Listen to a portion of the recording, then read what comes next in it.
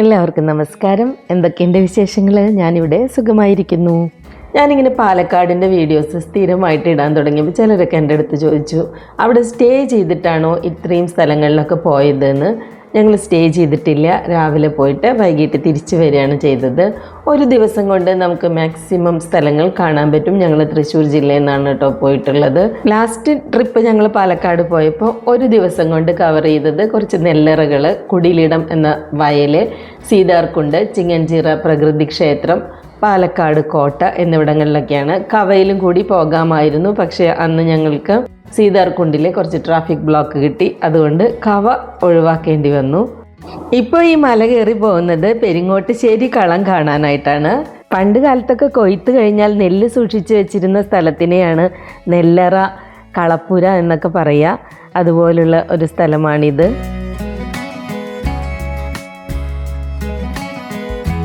ഈ ബോർഡിൽ കുറച്ച് നിർദ്ദേശങ്ങളൊക്കെ ഉണ്ട്. സന്ദർശകരായിട്ട് വരുന്നവർ അതൊക്കെ വായിച്ച് മനസ്സിലാക്കിയിട്ട് വേണം അങ്ങോട്ട് പോകാനായിട്ട്. ഇതിൻ്റെ ചുറ്റുമുള്ള വയലിൽ ഇറങ്ങാൻ പാടില്ല, അതുപോലെ അവിടെ വളരെ വൃത്തിയായി തന്നെ സൂക്ഷിക്കണം എന്നൊക്കെയാണ് ബോർഡിലുള്ളത്. ദൂരേന്ന് കണ്ടപ്പം മലനിരകളുടെ തൊട്ട് താഴെയാണ് ഈ കെട്ടിടം ഉള്ളത് എന്നൊക്കെയാണ് നമുക്ക് തോന്നുക. അവിടെ വരുമ്പോൾ ആ പാടം കഴിഞ്ഞാൽ അതിൻ്റെ തൊട്ട് ബാക്കിലാണെന്ന് തോന്നും.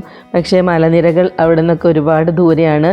കാരണം ആ നീർച്ചോലകൾ ഒഴുകി വരുന്നതിൻ്റെ ഒഴുക്ക് വളരെ വളരെ സൂക്ഷിച്ച് നോക്കിയാൽ മാത്രമേ നമുക്ക് കാണാൻ പറ്റുള്ളൂ. അല്ലെങ്കിൽ വെറും ഒരു വെള്ളിവര വരച്ചതുപോലെയാണ് അത് ദൂരെ നിന്ന് കാണുക.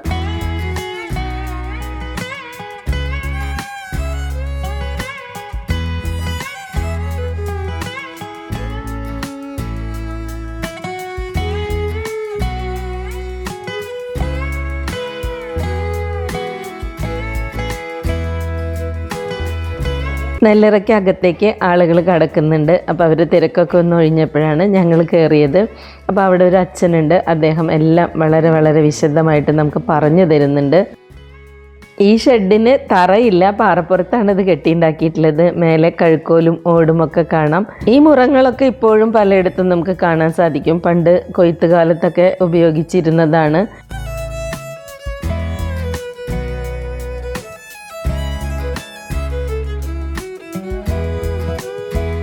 കൃഷിയും നെല്ലും ഒന്നും ഇല്ലെങ്കിലും ഞങ്ങളുടെ വീട്ടിലും ഈ മുറങ്ങളൊക്കെ ഉണ്ട് കേട്ടോ. 2-3 മുറങ്ങളുണ്ട്.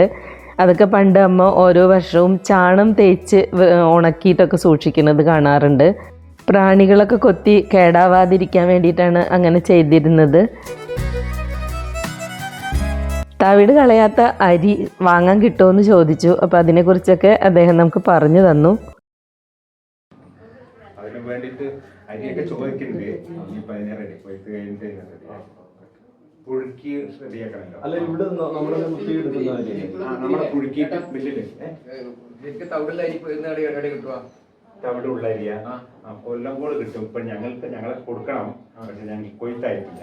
കൊയ്ത്തായിട്ട് ഞങ്ങളതിനെ ഉണക്കിയിട്ട് തവിടുള്ള അരി എല്ലാവരും ചോദിക്കുന്നുണ്ട്. അത്യാവശ്യം ഇപ്പൊ വീട്ടിൽ കൊടുക്കും, പക്ഷെ കഴിഞ്ഞു. ഇനി കൊയ്ത്തായാലേ ഞങ്ങൾ അതിനെ പുഴുക്കണം. പുഴുക്കി ഉണക്കി പിന്നെ മില്ലിൽ കൊണ്ട് അരച്ചിട്ട് വന്നിട്ട് ഇവിടെ സ്റ്റോക്ക് ചെയ്ത് വെക്കണം. പണിയുണ്ട്.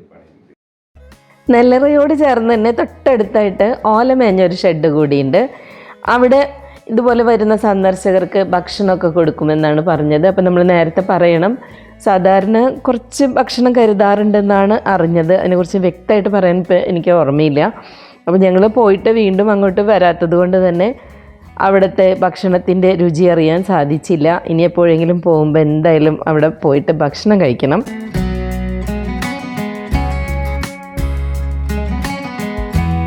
എല്ലാവർക്കും ഈ നെല്ലറ വളരെ വളരെ ഇഷ്ടപ്പെട്ടു. ഇനിയും ഇങ്ങോട്ട് വരണം എന്ന് മനസ്സിൽ കരുതിക്കൊണ്ടാണ് ഞങ്ങൾ അവിടെ നിന്ന് തിരിച്ചു പോകുന്നത്. നെല്ലിയാമ്പതി മലനിരകളിൽ നിന്ന് ഒഴുകി വരുന്ന അരുവിയും മാന്തോപ്പും കൊയ്ത്തെടുത്ത വയലും പിന്നെ പാറപ്പുറത്ത് കെട്ടിയുണ്ടാക്കിയ ഈ ഷെഡും പഴമയുടെ കുറേ സംഭവങ്ങളും അങ്ങനെ ഓരോന്നും കണ്ട് നമുക്കവിടെ കുറേ നേരം ഇനിയും ചെലവഴിക്കാൻ തോന്നും. ഇന്നത്തെ വീഡിയോ എല്ലാവർക്കും ഇഷ്ടമായോ? ഇഷ്ടമായെങ്കിൽ താഴെ നിങ്ങളുടെ അഭിപ്രായം കമൻ്റായിട്ട് പറയുക. Thank you for watching my channel. By.